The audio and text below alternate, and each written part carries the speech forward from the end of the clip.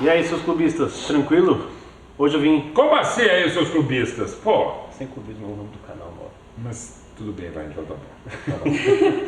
Estou hoje visitando a casa de Mauro Betting. Mauro, obrigado por nos receber. Eu que agradeço, Vini, eu tô desde janeiro tentando fazer essa entrevista, você me furava sempre, mas agora é um privilégio receber. Nunca mais farei isso com você, pode deixar. Mas é assim que se faz. Ô Mauro, a primeira coisa que eu queria abordar é muito antes da sua carreira. Queria que você falasse um pouco da sua infância, como que...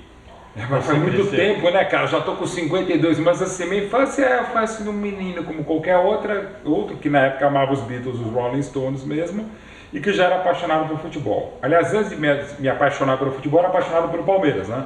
Porque eu nasci amando meus filhos, que nem não tinham nascido, claro. Nasci amando meus pais e meu amor incondicional que é o Palmeiras, que me faz palmeirense feliz, mesmo quando não tenho motivos há 52 anos, e por isso me trouxe ao jornalismo esportivo há 30 anos. Mas sempre fui um cara muito bagunceiro, zoneado, desorganizado, muito tímido de moleque. Isso é impressionante. Eu crio essa personagem, digamos assim, fala pra caramba e tal, me mexo, não paro quieto, mas pra fazer uma redoma de fogo pra pessoa não entrar na minha intimidade. Eu sou meu cara de pau também nesse aspecto. E sempre gostei muito de ler, aprendi a ler lendo a revista Placar, eu estudava a história do futebol, eu jogava muito futebol de botão, aliás, mais futebol de botão do que futebol de verdade, que não era bom para os pés, mas era, imodestamente falando, que é como jornalista esportivo, um ótimo goleiro. E uma infância normal, mas com a felicidade de ter uma mãe maravilhosa e um pai como o Joamir Betting, jornalista, que aparecia em TV e rádio, e aquilo me fascinou desde o início, então eu sempre me imaginei jornalista. Essa frase, como um bom jornalista esportivo, um bom goleiro, é porque é o sonho frustrado de todo jornalista esportivo ser jogador, é isso? Então, Vini, eu nunca me frustrei como jornalista, como jogador, porque eu tinha pelo menos essa autocrítica de saber que eu nunca podia ser um jogador. E não tinha físico, embora alto, não tinha saco para fazer até hoje exercício, e aquela coisa, quem sabe faz, quem não sabe fala. E eu sempre quis ser jornalista, e sempre quis ser jornalista esportivo, né? Então, para mim foi natural, eu não sou um jogador frustrado, eu, graças a Deus, sou um cara felicíssimo em muitas coisas, por ser muito sortudo, também esforçado e trabalhador, e por ter o privilégio de trabalhar com a maior paixão que existe, que é trabalhar com futebol. Você falou do futebol de botão, inclusive quando eu cheguei tinha aí um campo Com jogadores, do Palmeiras históricos. Do Palmeiras assim. históricos, e ter todos os meus botão lá em cima no escritório, desde que eu aprendi realmente a decorar a escalação, fazer escala de narração com futebol de botão, que eu jogo desde dezembro de 72. Como que é esse esporte paralelo da paixão do futebol? Ali é como se você pudesse controlar os seus jogadores. Então isso é muito legal, Vini, porque assim, você bota a mão na massa, né? E eu aprendi, até narrar, porque eu nunca aprendi a narrar, mas vai fazer comentários, também comentando o jogo de futebol de botão. E jamais podia imaginar, delirar, que um dia ia virar, como eu sou desde 2010, comentarista do PES, da Konami. Sendo que em 2005 a EA Sports, o FIFA me convidou para fazer, eu não acertei a época, foi o PVC no meu lugar, não acertei as bases financeiras, eu fui muito bem, porque depois aquele projeto foi descontinuado, depois vieram, depois de alguns anos, Thiago Leifert e os queridíssimos Thiago Leifert e Caio Ribeiro, e aí a Konami me ofereceu muito mais do que o FIFA, e o PES é melhor que o FIFA também, então, graças a Deus, desde 2010, primeiro com o Silvio e agora com o Milton. Eu não vou entrar nesse paralelo. Não entra, até porque, exatamente, deixa para os fãs, então, mas o PES é melhor porque é com o Milton Leite e porque tem times brasileiros que o FIFA não tem. E tem time brasileiro que não tem, então chupa o FIFA, com todo respeito, já faltando respeito, porque toda vez que você usa a expressão, Vini, com todo respeito, você já vai enfiar uma falta de respeito. Justo. Você fez um paralelo que eu ia fazer, né? Se antigamente nós controlávamos os nossos jogadores, nossos ídolos pelo botão, hoje pelo videogame. Você pegou isso de uma maneira legal. Essa, muito legal assim, porque de novo, quem sabe joga, quem não sabe fala, corneta você, tem um monte de gente que não me aguenta, é normal, faz parte, né? Mas, cara, é demais, eu acho fascinante, maravilhoso. Quando a gente teve uma capa do Neymar no PES, 15, a gente dividiu uma foto do Neymar e o desenho, né? Nem sei como tecnicamente fala, a imagem dele no PES, cara, é idêntico, né? E a jogabilidade o goleiro bate o tiro, mete igual, e você faz chover, e faz nevar. Como e você comenta esse jogo? Alguém joga e você assiste? Não, é um roteiro que vem de Tóquio, aliás do Japão, não sei, acho que é de Tóquio, vai para Dublin. Em Dublin ele é enviado para acho que 8 países diferentes, aí se faz a tradução do japonês para o inglês em Dublin. Manda para o Brasil, São Paulo, se faz a tradução para o português, aí cai o roteiro para o Milton Leite, cai o roteiro para mim, a gente roteiriza um jogo que a gente não está vendo. E é um desafio fascinante, né? E é legal porque tem uma geração que está crescendo me ouvindo, gente até que não sabe que eu faço Jovem Pan, Esporte Interativo, não lê meu blog, mas sabe que eu sou comentarista do PES.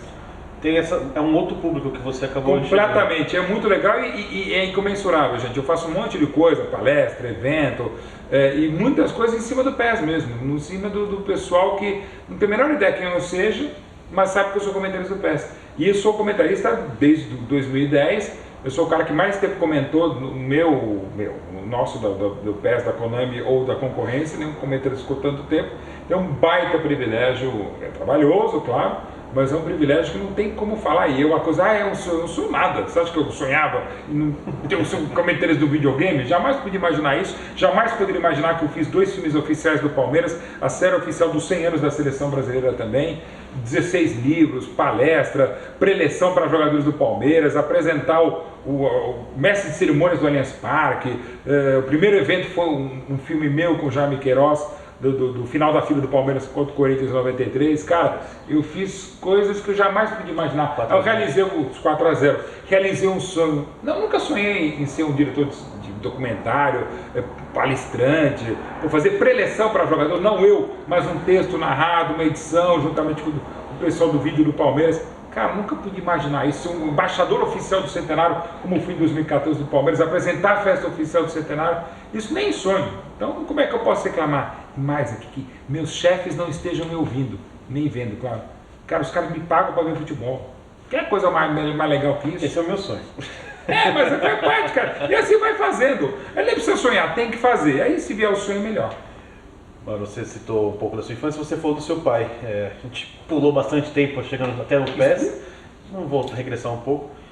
Você falou que o jornalismo esportivo foi para acompanhar o Palmeiras, mas com certeza deve ter tido algo a olhar para a Joemir Beth. Com certeza, se ele é o melhor jornalista que um pai pode ser, é o melhor jornalista que um filho pode ter como pai. E assim, minha mãe maravilhosa, a Lucila, que realmente entende de economia lá na casa dele. Meus pais se conheceram numa rádio, eu sou um filho de uma rádio, Rádio 9 de Julho aqui de São Paulo. Minha mãe era produtora da rádio, meu pai noticiarista, apresentador. E meu pai deu golpe do baú, porque a minha mãe era filha do diretor da rádio. Exato. Então não tinha como não gostar. Meu avô trabalhava como jornalista, minha tia, madrinha, eu sou primo, pai, a mãe dos meus filhos é jornalista. Então assim, tem um monte de gente jornalista. Então eu nunca me imaginei fazendo outra coisa. E desde 72, quando eu tenho memória, com 5 para 6 anos de idade, eu vi meu pai comentando na Rádio Jovem Pan na época, na TV Record na época. Então eu cresci com meu pai fazendo televisão ininterruptamente, até ele morrer em 2012.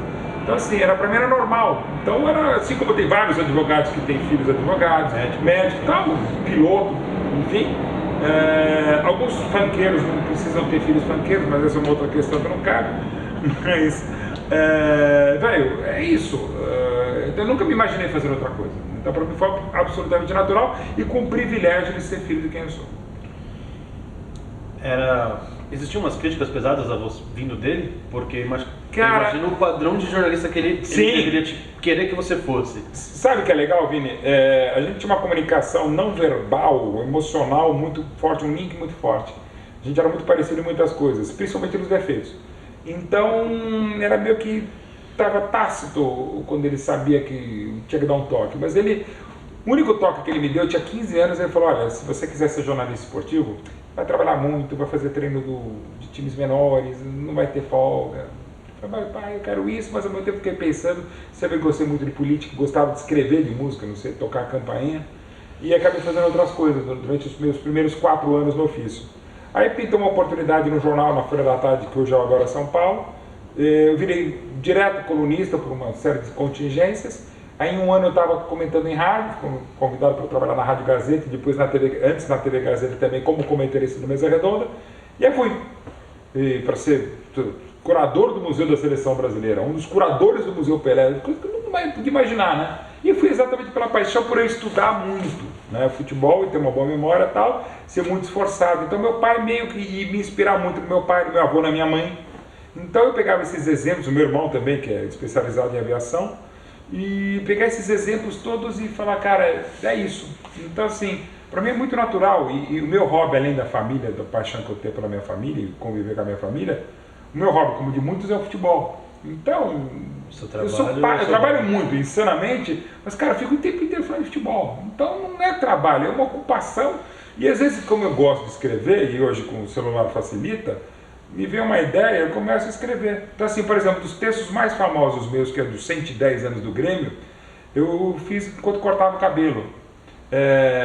Um texto que você estava citando, quando o Corinthians ganhou a Libertadores de 2012, eu fiz no estádio ali, mas eu, graças a Deus, eu escrevo muito rápido. O livro oficial do centenário do Palmeiras eu escrevi ao mesmo tempo que apresentava o Central Fox, o telejornal da Fox à noite. Eu comentava lá o Botafogo tal e escrevia ao mesmo tempo. Eu tenho muito provavelmente transtorno de déficit de atenção com hiperatividade. Então eu consigo meio que dividir o cérebro, estou te ouvindo aqui, mas pensando uma coisa, e neste exato momento eu estou pensando num texto sobre o futebol argentino, enquanto estou falando com você, e por sorte hoje esse negócio aqui você pega e fala, começa a escrever. Velho, e assim, e aí vai, então eu fiz um texto, uma campanha para a CBF contra o racismo, eu fiz no trânsito. Então assim, é uma produção muito grande, eu escrevo muito rápido e por isso eu sou não o jornalista que mais trabalha no esportivo, que mais trabalha no Brasil, mas certamente eu sou o jornalista no Brasil que mais faz coisa. Inclusive coisas que eu não imaginava fazer, que era propaganda. Não faço merchandising, mas sou um velho propaganda de alguns. Isso que dá tudo para Milton Neves. Legais. Eu acho que sim. Teve uma polêmica do meu pai, quando ele fez em 2013 o comercial para o Bradesco. Eu sempre recusei merchandising, mas quando o Sporting Bet me convidou para fazer 2 anos de comercial do Sporting Bet, a campanha que eu estou fazendo agora para a Heineken TV, alguns eventos que eu fiz para outros anunciantes, eu falei, cara, faz parte. Porque não é a crise do jornalismo, você está se vendendo, não. Eu estou usando o meu conteúdo, a minha imagem, principalmente a Heineken TV, que fala da Champions League junto com o esporte interativo, é para passar informação, é para passar conteúdo e conteúdo pago. Mas ninguém está subvertendo a ordem. Aprecie sempre com moderação, mas eu estou ajudando a contar uma história, a ser pago a contar uma história. Então faz parte. Eu acho que toda maneira que você está fazendo o seu trabalho, não importa a maneira que você receba ou quem está te pagando. Sim, o que é fundamental, todas essas coisas que eu fiz com o Palmeiras, pelo Palmeiras, para o Palmeiras, tudo gratuito, porque eu não posso cobrar uma paixão impagável que não tem preço como o Palmeiras, e não posso cobrir quem eu não posso cobrar quem eu cubro. E também ao fazer de graça, o evento, um monte de coisa, tal, livro, inclusive alguns royalties eu não cobrei, ou cobrava apenas a editora e a produtora de cinema também paga o que tem que pagar para o Palmeiras. Não só uma questão que eu não posso cobrar, e também para evitar que outros façam e cobrem. Então eu não só dei com os royalties devidos um dinheiro bastante considerável para o Palmeiras, além da imagem, coisas incalculáveis, intangíveis, mas evitei, por exemplo, quando eu apresentei os banquetes de aniversário do Palmeiras, eu não cobrava o cachê e evitava que alguém pagasse. Então o Palmeiras economizava mesmo com isso. E é uma maneira normal de um torcedor fazer, com a maior paixão que tem na minha vida, o amor incondicional, como eu já disse, que é o Palmeiras, porque eu só sou jornalista esportivo há 30 anos por ser palmeirense há 52. Falando, você citou os textos do Grêmio, do Centenário, citou o texto que eu te falei em off sobre o do Corinthians de 2012. Você me contou em off também que 2012 foi talvez o seu maior e pior furo na televisão. Foi assim... qual é a maior notícia em primeira mão que você deu? Eu não sou um grande repórter investigativo, mas algumas notícias, digamos, em primeira mão, ou melhor dadas, digamos assim, melhor exploradas e em cobertura mais ampla eu dei. Mas o maior furo que eu dei é justamente o que eu jamais gostaria de dar, que foi a morte do meu pai. Eu estava fazendo Universidade, São Paulo Universidade Católica no Morumbi, pela semifinal na Copa Sul-Americana. Aliás, era para fazer no Morumbi, não fui porque o meu pai teve um AVC no domingo pela manhã, infelizmente morte cerebral, quer dizer, não era morte cerebral, mas era uma situação irreversível. Seguramos um pouquinho porque o meu irmão estava indo para Hong Kong para ele voltar. Isso foi domingo pela manhã. E de quarta para quinta-feira, no momento que eu estava entrevistando o Rogério Ceni com o Milton Neves na Rádio Bandeirantes, mas eu no estúdio, para ficar mais perto do hospital onde meu pai estava, Albert Einstein, meu irmão liga e fala, né, que tinha morrido. E eu já estava me preparando, inclusive, porque durante a tarde eu escrevi um texto para o meu blog, à época no Lançonete, hoje está no UOL, sobre meu pai, né? Aí eu peguei e desliguei, o Rogério, até nessa hora que eu estava com meu irmão, o Rogério, mais brigando do que brincando com o Milton Neves, me colocou no ar, falei, Rogério, isso aí e tal, não me lembro o que eu falei. Aí eu falei, cara, eu vou passar a informação para o Milton Neves, ele dá a notícia de morte, até para o meu pai que trabalhava na Bandeirantes, trabalhava na Band, na Band News, Band Esportes e Rádio Bandeirantes, né, no Grupo Bandeirantes, naquele 29 de novembro de 2012. E quando eu falei, vou passar para o meu telefone, eu falei, não, eu estou pleno, eu vou aproveitar que tem esse texto, eu vou aproveitar a ler. Aí passou lá e o meu telefone falou, ô Malvete, e agora, né? E o Rogério, secretário de São Paulo, e com o hino de São Paulo a fundo. Aí eu fiz uma pausa dramática, eu fiquei em silêncio, porque, né, a gravidade da situação. Aí eu comecei a ler o texto, né, sem uma introdução, eu entrei lendo direto o texto, porque eu nem lembro como é que começava. Porque essa gravação também eu só ouvi 2 ou 3 vezes depois. Aí eu comecei a falar do meu pai. Aí o operador da mesa de som lá da Rádio Bandeirantes teve a sensibilidade de sacar que era algo importante, e meio que imaginava o que era, porque naquele dia, da quarta-feira, 12h30 da tarde, o Albert Einstein publicou um boletim médico dizendo que a situação dele era irreversível. Era questão de horas. Aí ele foi abaixando o som do São Paulo e botou o som no Palmeiras. Aí eu falei, acho que durante uns 7 minutos e meio, teve uma hora que eu parei no meio e engasguei. A pessoa falou, nossa, essa hora você começou a chorar? Eu falei, não, eu estava descendo o texto no laptop e fui até o final dele. Então eu tive que voltar no meio, dar uma improvisada, parada, e voltei e improvisei o finalzinho. Então, você já estava tranquilo nessa questão? Absolutamente tranquilo. E eu só fui perceber o tamanho da história, o filho anuncia a morte do pai na rádio em que ambos trabalhavam, quando no dia seguinte, na Globo, SBT, Rede TV, na Bandeirantes nem se fala e tal, e às vezes passava na íntegra o meu discurso ao vivo. Aí quando me entrevistaram, tipo, acho 2 dias depois, um portal da Itália de notícias, eu falei, cara, é realmente uma coisa inusitada, né? O filho da notícia da morte do pai. E como já era uma situação irreversível, e por ser irreversível aqui, infelizmente, duro falar mal o quanto antes fosse, eu estava como pleno. E a coisa maluca, e a gente agradece sempre em nome da família pelo carinho que a gente teve, do Brasil teve com a gente, foi um negócio assim impressionante, todas as emissoras de televisão, tal, no dia, depois da cobertura, rádio, um negócio muito querido. A gente sabia que meu pai era respeitado, conhecido, mas não sabia que era tão querido. A gente não teve um luto, assim, eu teve depois, porque foi um carinho até hoje muito grande. E uma coisa maluca que acho que eu também trabalho com futebol, porque eu não sei dar más notícias, embora, inclusive, uma semana antes do meu pai ter AVC, teve o segundo rebaixamento do Palmeiras em 2012. E a gente nunca falou sobre isso, né? Mas já que ele já imaginava.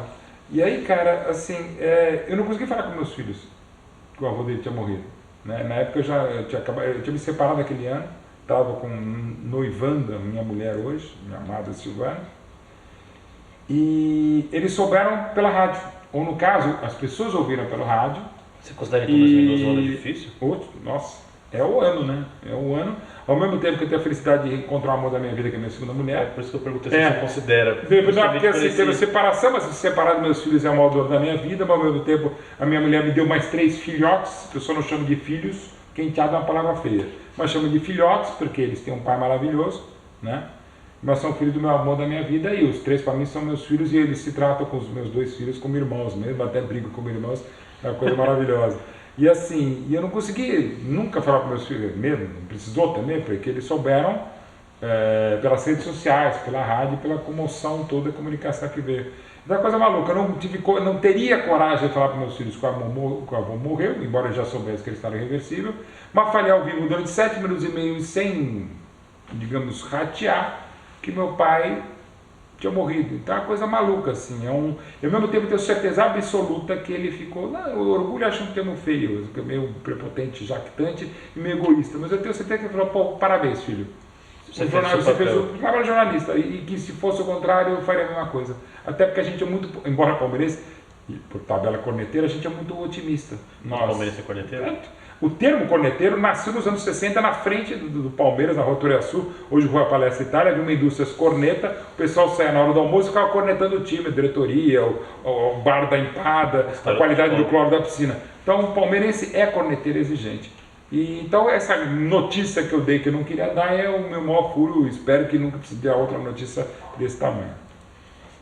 Falando de 2012 também, como eu tinha te falado em off, eu acho que eu não tinha falado do meu time ainda, mas sou corintiano, e você fez um texto sobre o título da Libertadores. Isso. Mas não só esse texto, também tem um seu do Galo, se não me engano. Seu do Galo de 100 anos, do próprio Corinthians 100 anos, que um dos meus prêmios, o texto que estava fixado na saída da Gaviões da Fiel no 1º de setembro de 2010, não era do Juca Kfouri, não era do Chico Lang, não era do Neto, não era do Ronaldo, não era do Benja, era meu. Então é um texto de um palmeirense do centenário do Corinthians, o que deixa muito palmeirense puto da vida comigo, mas faz parte. Eu ainda vou chegar nessa parte também. O que eu queria te falar é, Óbvio que o jornalista hoje, pelos milhares de veículos diferentes e possibilidades, pouco se escreve. Existem os nichos, né? Sim, o que é da sim. escrita, o que é da TV, o que é da rádio, você faz tudo, como você já Sim. falou. Não faço normalmente bem, mas faço tudo. Como que é essa questão de você conseguir explorar a emoção de uma torcida que não é a sua? Vini, é muito interessante pelo seguinte, é que nem amor de mãe. Não sou de endereço. Amor de time é a mesma coisa, que também amor de mãe é amor incondicional, como eu já falei aqui.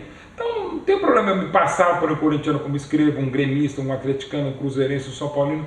Eu penso como eu vejo o meu lado palmeirense, e por isso que o jornalista jamais deve deixar o seu lado, porque só entende futebol quem torce por um time.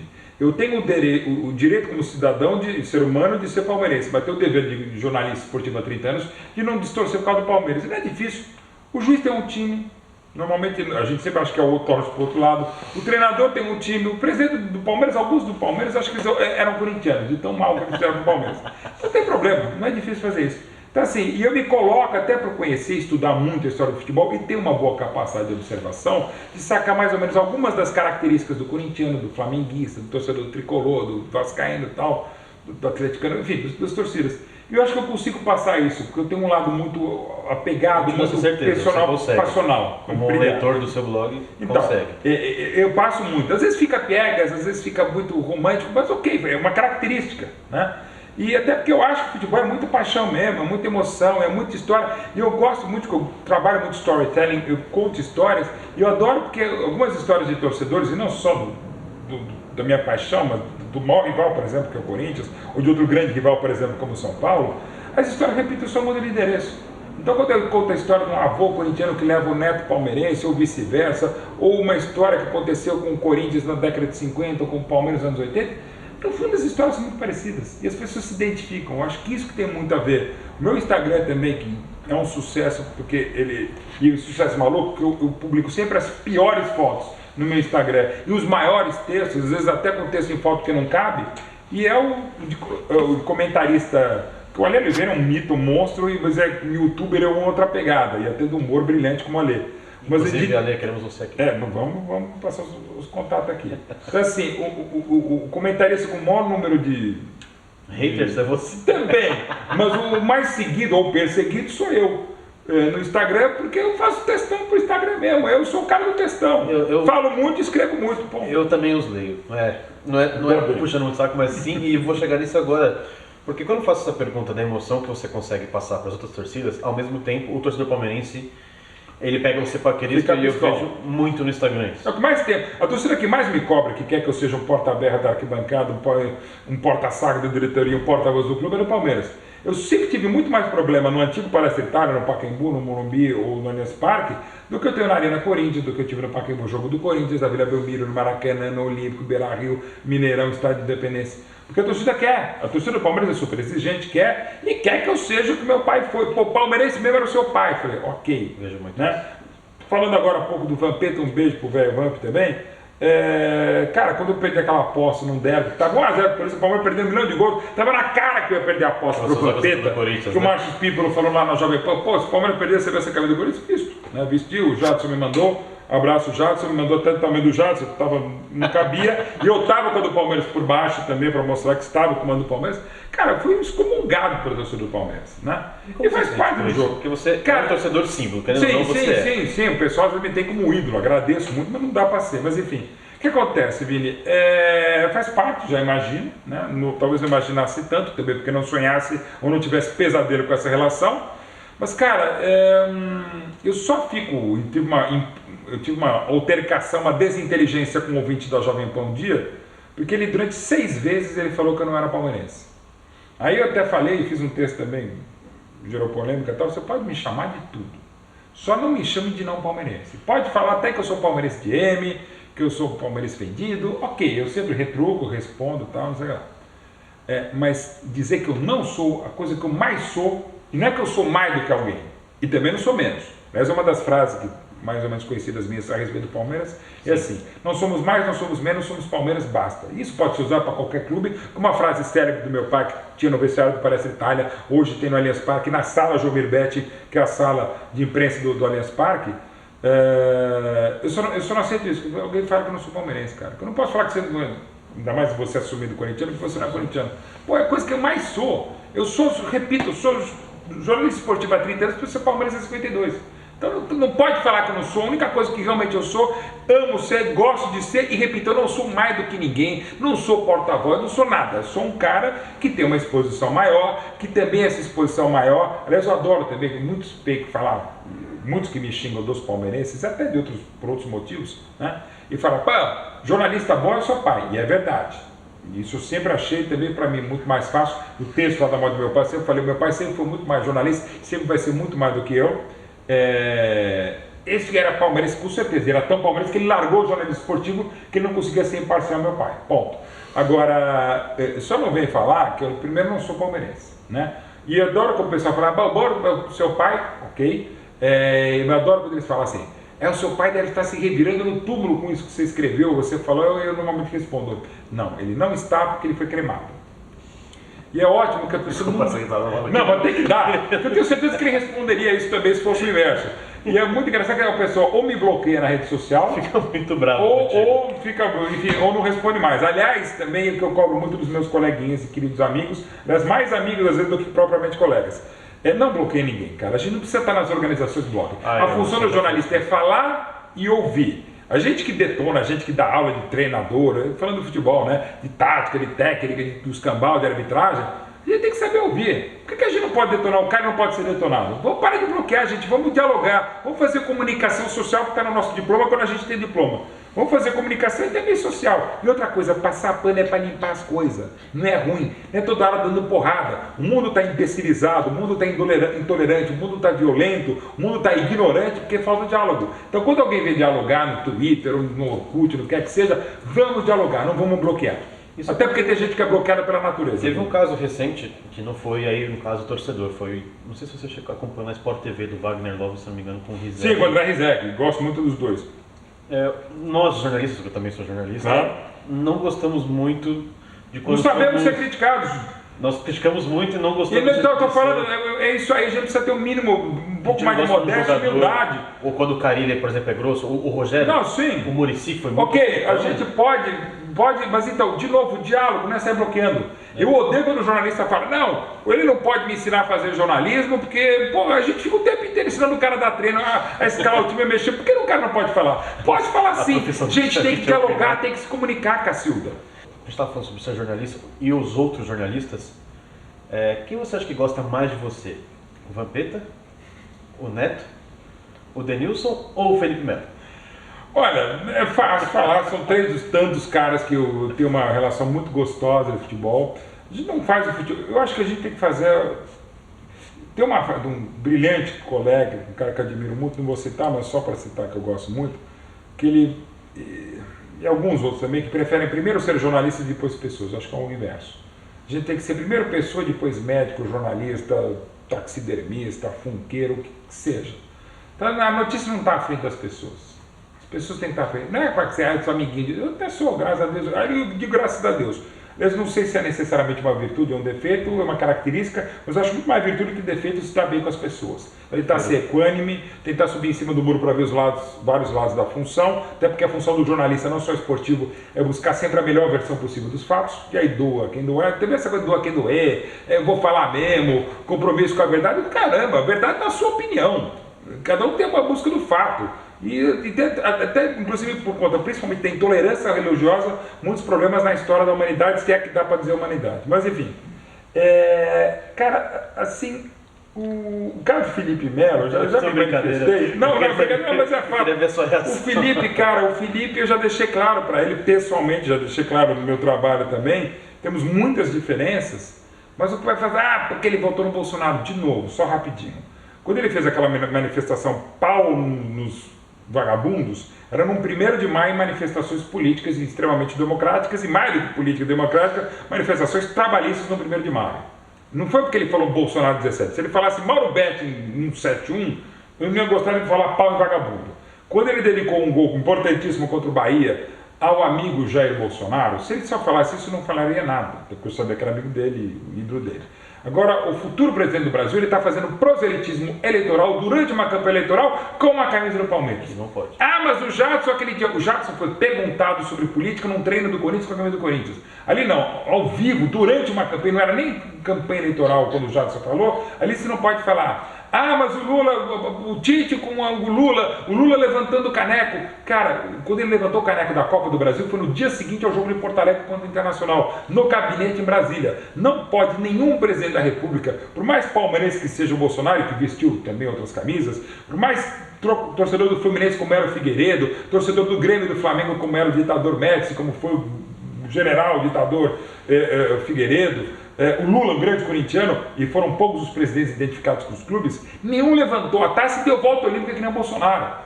Sabe? Então, assim, se fosse a minha mãe, a presidente não podia estar lá. Essa que é a questão. E que algumas acabam envolvendo o Felipe Melo. Mas ele é um senhor jogador, também violento, né? Tapa na cara com responsabilidade, aquela treta toda no Uruguai, ele também criou. Historicamente o Peñarol é assim, tem sido muito assim, infelizmente. Respeito, adoro a história carboneira, mas tem sido muito.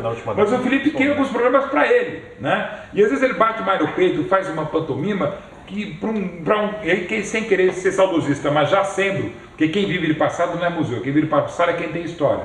Eu que tive o privilégio de ver, de ter amizade também do Dudu, volante, o Logário, uma das 6 estátuas do Palmeiras e do César Sampaio. Para mim não tem como comparar Felipe Melo com esses caras, até porque eles jogavam na bola, né? E o Felipe sabe jogar bola, não precisa dar a porrada que ele deu com 3 minutos no Allianz Parque contra o Cerro na Libertadores. Ele jogando bola é ainda um jogador muito importante. E é o mesmo jogador que tretou com o Cuca, disse que tinha meio mundo querendo, né? E criou uma animosidade terrível quando chegou em 2017, mas ele jogando bola não tem problema. E graças a Deus tenho muitos amigos mesmo no futebol e muitas pessoas que eu respeito, que é mais importante. Você não precisa ser admirado no futebol na vida, você precisa ser respeitado, isso eu sei que eu tenho. Para finalizar as perguntas, você falou que quem vive de passado é quem tem história. Não é museu, é quem tem história. Eu gostaria muito que você montasse os 11 do Mauro Betti. Os 11 que eu vi, vamos lá. Você viu no mundo, não isso que eu ia falar. Isso daqui a pouco, quando acabar de falar, eu vou mudar o time, mas vamos lá.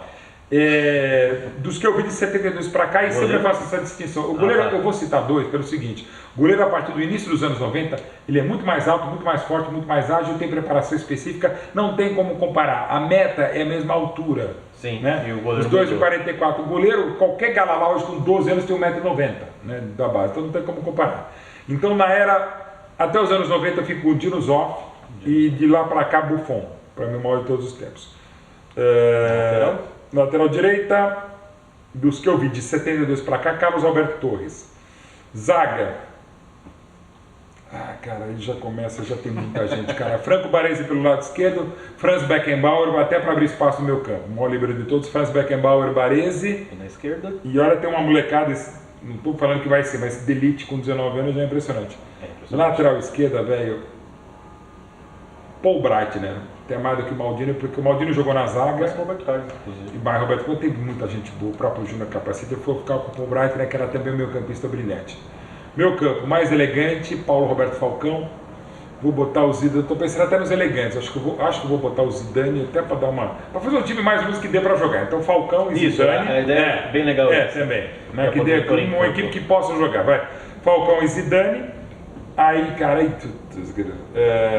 eu vi o Pelé jogar, mas o Pelé é de outro planeta, então vou deixar o Pelé de lado. Justo. Puta, Rivelino, Ademir da Guia, Zico, velho. Eu vi o Cruyff tá nesse time, então só faltam 4 vagas. Então Maradona tem que estar, Cruyff tem que estar, cara, e aí tem, porra, você tem o robôzão, o Cristiano é tão absurdo que ele consegue superar o Messi. É Falcão, Zidane, Cruyff e Maradona. E aí 2 importantes. E o Cruyff vindo um pouco mais à frente. Você falou do cara, robôzão, tem o Messi, o Cristiano, o Ronaldo. Tem 2 centroavantes fantásticos, cara. O Romário e o Romaldo. Eu nunca sei quem é o melhor, cara. Mais genial é o Romário, a história mais espantosa é o Fenômeno, cara. Eu nunca sei. Então, por enquanto, vai esses 2 juntos ao mesmo tempo, vai. E aí sobra um cara. Não, já foi. Não, porque não, eu botei os 2 num só. É uma fusão dos 2. É uma fusão só para dar uma coxambrada. Então, provavelmente seria o Cristiano Ronaldo. Eu vi em vídeos dois jogadores maravilhosos que eu sou muito fã, que é o Puskás e o Di Stefano, mas eu peguei a nota de corte de 72 para cá. Para você, Cristiano, em de sim, porque o Cristiano é Messi, impressionante. inclusive. Não, então, eu falei que o Pelé é de outro planeta. O Messi também. Vem de um satélite do planeta Pelé, o maior jogador que eu vi, maior que Maradona, maior que tudo, melhor que tudo. Ah, mas não ganhou Copa. Ó, azar da Copa. Eu cobro o Messi, mas o que ele faz é impressionante. Então, para não... Ó, concorrer só o Pelé, e eu vi um pouquinho do Pelé, então vai, Messi e Romário, Ronaldo... E a fusão dos dois, eu vou deixar três jogadores. Cruyff, Maradona, Falcão e Zidane, os dois laterais, Carlos Alberto Torres e Breitner, Beckenbauer e Baresi, Buffon na meta. Então, Buffon de novo, Buffon, Carlos Alberto, eu já estou discordando. Beckenbauer, Baresi e Breitner, Falcão e Zidane, Maradona... Cruyff, um pouco mais à frente. Messi e o Romário. E dizendo para todos que o Messi é o maior. Romário. Tá bom, vai. Romário, Ronaldo. Não sei, cara. Os dois, tudo bem. Quem comandaria esse time? Pepe Guardiola. Bem. Não tem a menor dúvida. Esse é um cara que eu sou muito fã.